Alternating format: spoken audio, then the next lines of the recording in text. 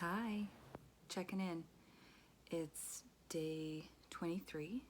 I've saved $575.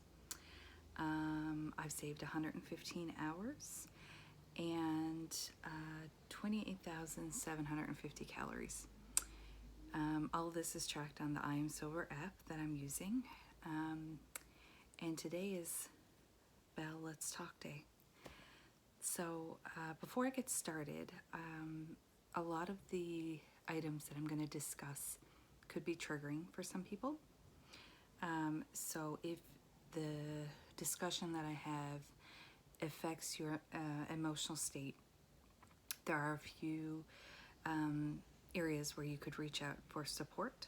And so what I did before this video is I Googled government Newfoundland Labrador and looked under the Department of Health and Community Services under mental health and addictions. And I'm going to list in the comments section some of the helplines that they have available and some of the services. So for instance, there's the Provincial Mental Health Crisis Line, CHANNAL Warm Line, which I've used in the past. Kids Help Phone is very important. There's a First Nations and Inuit Hope for Wellness Helpline, Mental Health and Addiction System Navigator.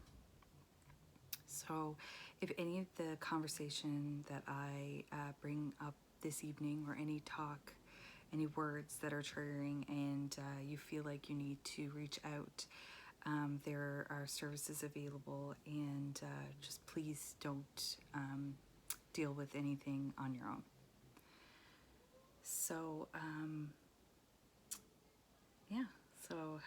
when I started this vlog 3 weeks ago, I knew that there would be some point that I would discuss my mental health conditions, as well as the behaviors and some of the activities or circumstances that were impacted by my mental health. I knew that that was going to happen. Primarily, my vlog is about challenging myself in a healthier way, living a sober life. And on the other side of that is I've committed to working with the services that are available to me to help my mental health issues. I've done this start and stop, what seems to be a lot in my life, and but I've never really focused on it while being sober. So I think that now this year is a very good time to utilize the employee assistance program at my work and to speak with a counselor or therapist and look at behavioral therapy, cognitive behavioral therapies to coincide with my medication therapies.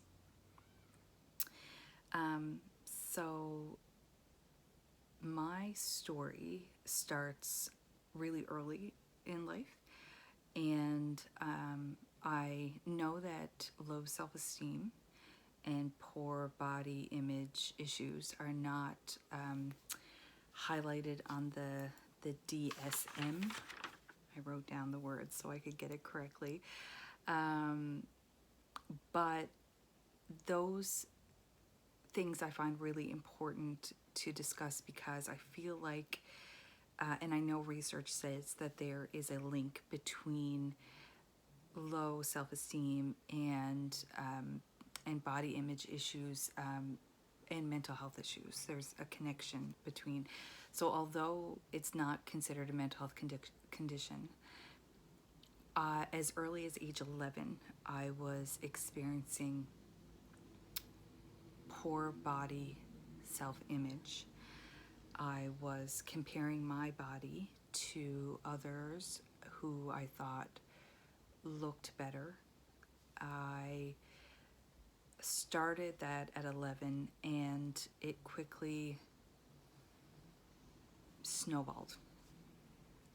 And most recently, because I don't have a great memory of my teenage years, primarily due to a lot of the side effects from my mental health conditions. So what I did recently was I reached out to source my records, my medical records, from the pediatric psychiatrist that I saw from 1998-99. And the pediatric psychologist diagnosed me with eating disorder NOS, so eating disorder not otherwise specified, and major depression. My dietitian at the time noted anorexia nervosa, but as I mentioned with the DSM classification, I think that the reason why my diagnosis landed on eating disorder NOS, or not otherwise specified, is because there's certain classifications that you must meet to get a diagnosis of one sort or another. So what's interesting though, in what I think is really important to talk about, is the eating disorder not otherwise specified, NOS, is not nearly as researched as much as anorexia nervosa and bulimia nervosa. However, there's a higher number of diagnoses of eating disorder NOS in outpatients. And that's where I found myself in 1998, 99. So when I was 16, in February of 1998, I was given my diagnosis. So from as early as I would say that young 11-year-old girl who started with very poor self-esteem and struggled with my own body through, I don't really know, but from that young girl of 11, it snowballed until my diagnosis as 16. And there was, when I talk about, and I don't talk about my eating disorder very often, when I do, I say that there are 3 things in my life that are the hardest jobs I ever had. The first is being a mom, very hard job. The second was completing my degree. And the third was maintaining my eating disorder. It took a lot of time and energy. I lost friends and relationships, and I would have done anything to lose more weight. The lowest weight that I reached was 113 pounds. I was very proud of that at the time. In my medical records that I received recently, I think after a bit of therapy, I came back up to 128.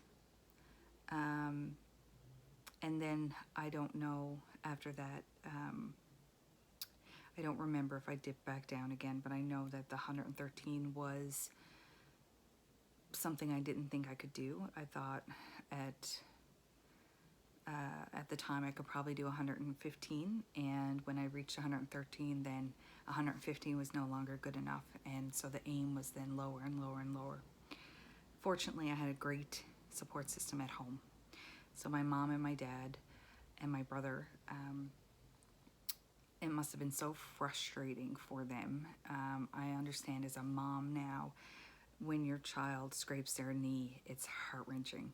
So to have someone who is completely out of control with restricting their diet and weighing themselves and exercising and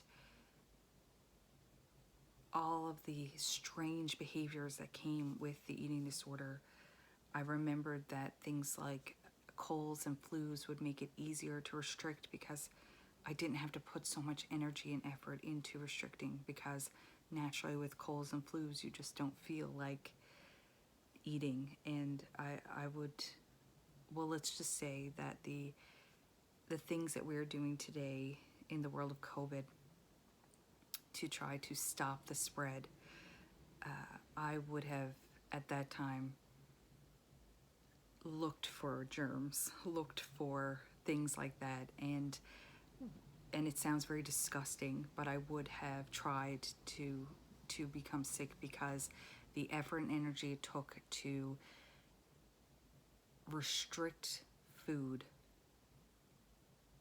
any other way that to make it easier, I would have done. I don't really recall my depression as such during that time. I was very focused on the eating disorder. And then all of a sudden, I moved away. I stopped taking my medication. I was on Paxil at the time, and I stopped restricting as much. I still had things that I would do, but it wasn't as prominent in my life. And I ran away to Vancouver, and I know my parents hate that, but I felt really free, and nobody knew me, and I didn't put as much pressure on myself, I don't think.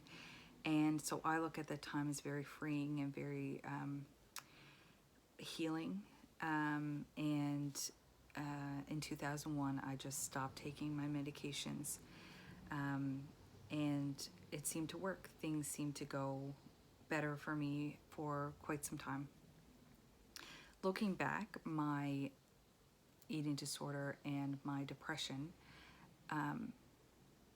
would flare up more under times of major stress. And so I think in adolescence, the stress was my own stress, putting it on myself. As I aged and moved about the country, I never really saw my depression again or much mental health issues until the summer of 2006, 2007, somewhere around there. I experienced two things that I'd never experienced before, and I was very stressed because I was doing these fast-track courses for my program at Dalhousie, and so you're studying far more than you can, and I'm just put so much pressure on myself. And I remember the first panic attack that I had. It was actually during an exam, and I had never experienced anything like it, and I felt so lonely, and I couldn't see and I couldn't hear, and it's like this heat just rose right up from the bottom all the way up, and I couldn't breathe, and it was just, I thought I was dying. I literally was sitting in a room about to do an exam and thought I was dying. And I look back now, and it was the stress of the doing two fast track programs at one time. It was just a lot of stress. So I did fast track in 2006, the summer then, and I also did it in 2007.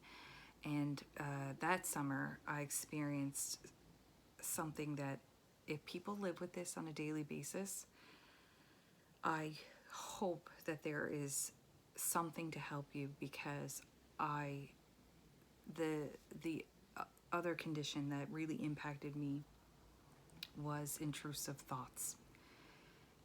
Gross, disturbing thoughts that would not go away, and they were about me, and I was terrified that I would become something, and it was just, these thoughts would not go. They would not, I couldn't get them out of my head.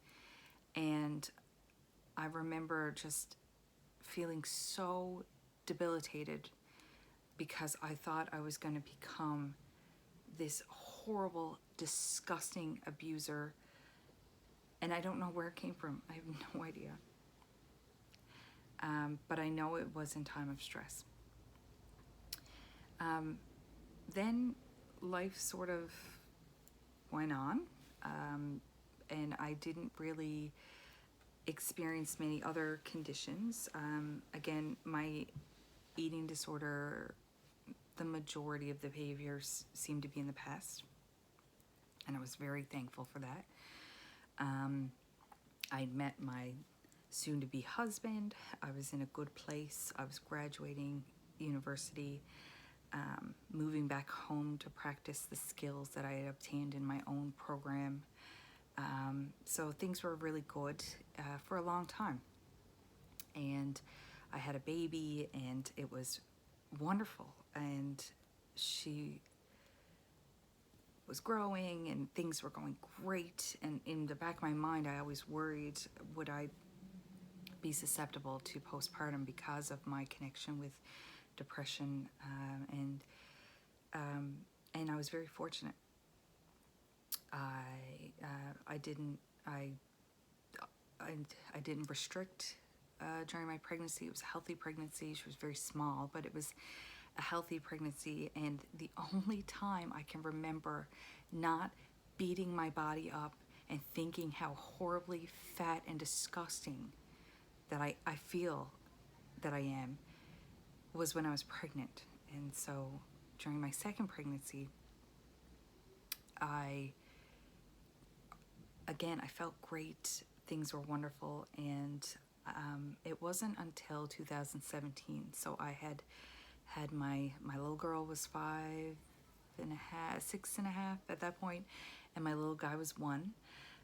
And I was working full time at the best job ever. I love my job. But it was going back to work full time, having 2 children, and I was in the worst financial state that I'd ever been in. And I had a relapse. My depression came back. And it came back with a vengeance.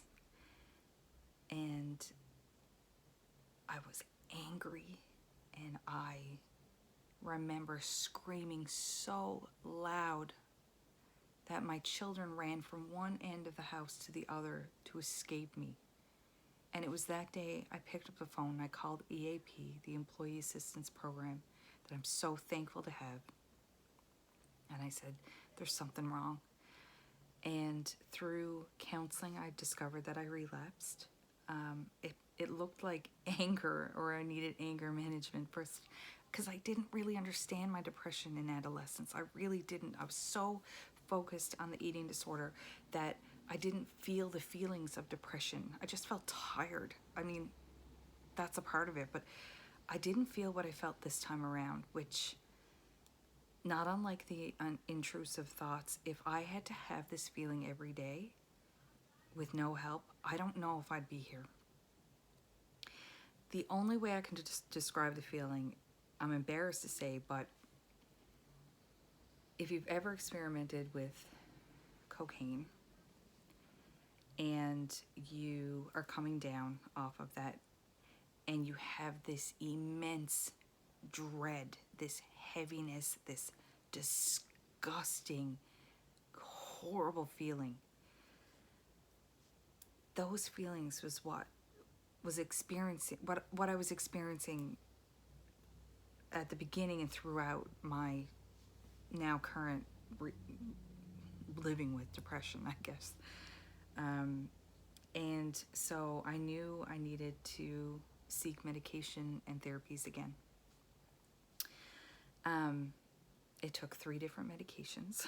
So weaning on and weaning off and weaning on and weaning off, and all the side effects that go along with it, and weaning on and weaning off. And finally, my regimen includes 2 different medications, and one is to target anxiety, which I had never focused on before, but it makes so much sense.